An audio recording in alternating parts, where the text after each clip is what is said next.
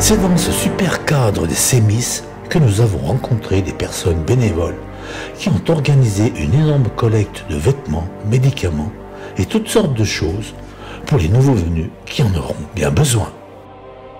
Elles s'appellent Carla, Elena, Bettina.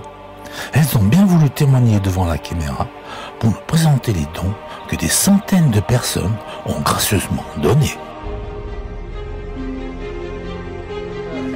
Nous avons reçu beaucoup de dons des personnes, donc ils ont été très généreux. Et nous avons ici préparé la salle au CEMIS à Messery pour que les gens qui arrivent dans la région viennent chercher des vêtements. On a tout préparé pour enfants. Là c'est filles, par âge, par tranche d'âge. Après c'est garçons. On a tout reçu, des vêtements chauds, des vêtements d'été, des bonnets, des chaussures. On a tout classé, des doudous, beaucoup de doudous. Et là-bas ça continue avec les hommes, les femmes. Et nous avons fait un appel aux dons au début pour pouvoir envoyer des vêtements.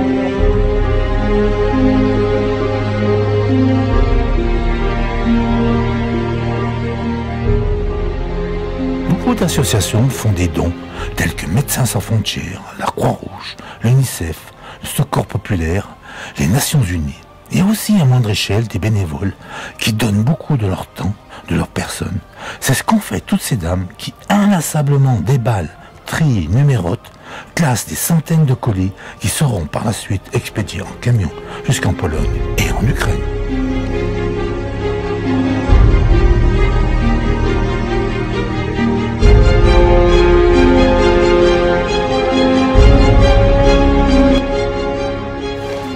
Bonjour, je me présente, je suis Carla. Beaucoup de gens ici à Messery me connaissent déjà. Alors, moi, je me mobilisais pour cette entrée d'Ukraine. Ça a commencé parce que j'ai des amis ukrainiens qui habitent à Kiev et qui nous ont demandé de l'aide pour tout qu'on peut le faire. Et moi, la seule chose, même loin de mon pays et de mes amis, la seule chose que je pourrais aider, c'est de faire une petite collecte.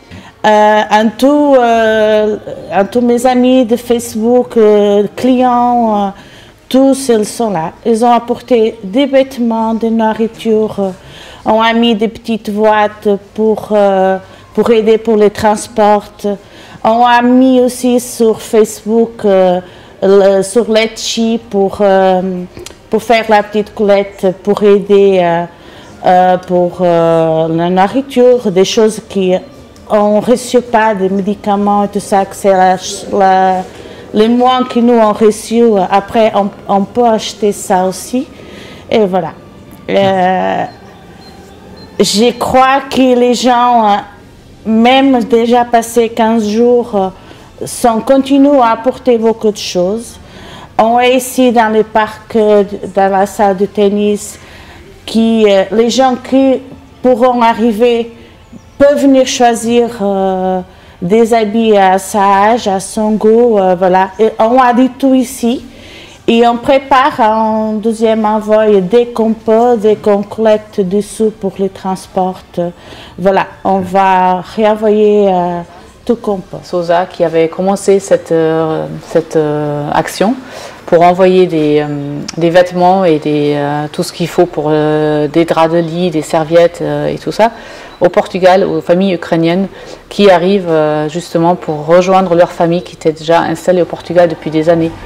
Et du coup, ça a pris une ampleur beaucoup plus importante. Et du coup, on a envoyé encore beaucoup de choses déjà en Ukraine. Donc, on a envoyé au Portugal, on a envoyé en Ukraine par des organisations en Suisse ukrainiennes qui ont transporté du matériel en Ukraine. Donc, on a livré 4 camionnettes pleines de matériel, de vêtements. Partir pour fuir les bombes, laisser sa maison, sa famille, ses amis, c'est ce qu'a fait Irina et sa petite fille de 6 ans après un périple de 8 jours et traversé 4 pays. Elle est arrivée en France sur les bords du Léman, à Aix-Nevet, chez son amie de longue date.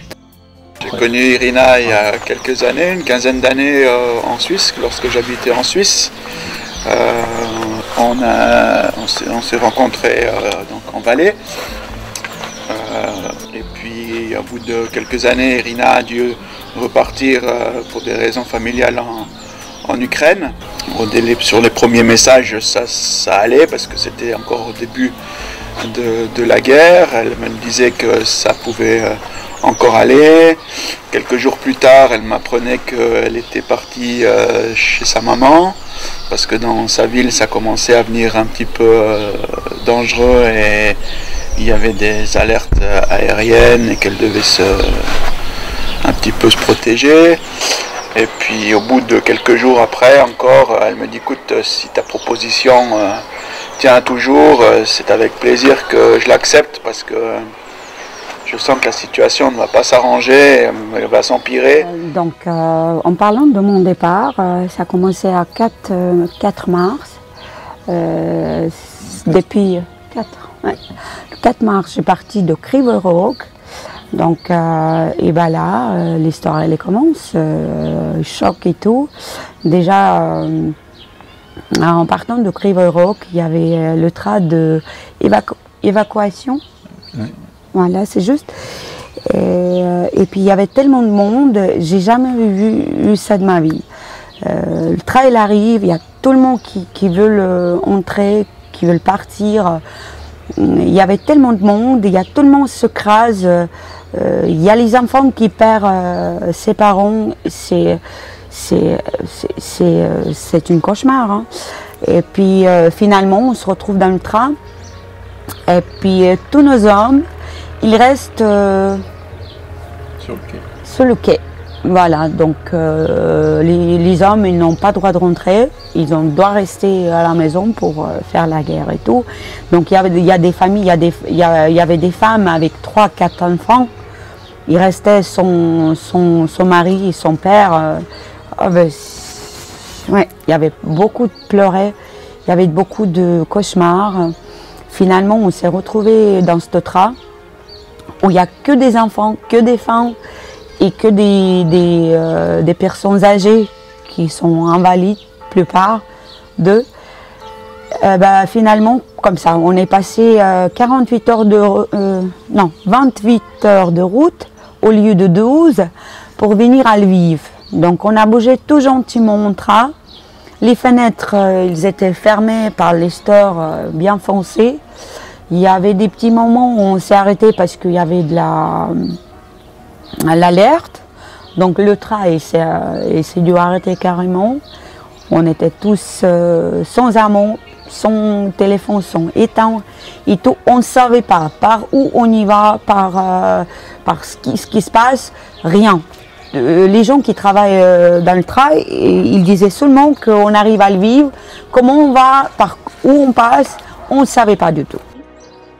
Donc elle reste, cette femme, là justement j'ai en train de regarder si je peux l'aider de faire venir ici avec sa fille parce que les hommes, ils sont en guerre. Ben voilà.